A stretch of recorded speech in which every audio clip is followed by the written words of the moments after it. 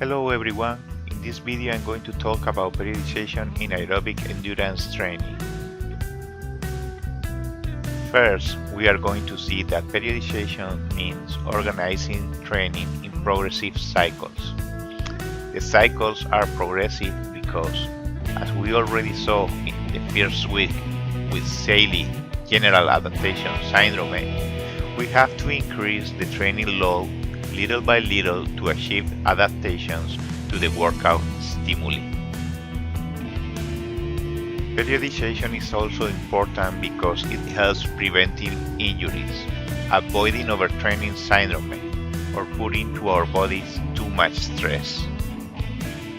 And in the end, we see that each athlete has to have their own periodization, taking into account its characteristics.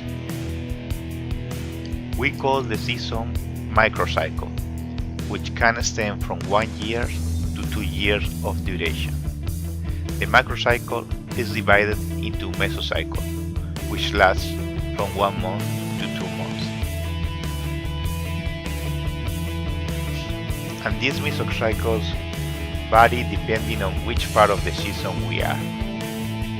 Mesocycles will be not the same in competition time, where training season will reach maximum performance, as mesocycles at the end of the season, where training will be done to recover. Each mesocycle contains several microcycles. Macrocycle is the same as training seasons. Depending on the macrocycle in which we are, the workouts will be in one way or another.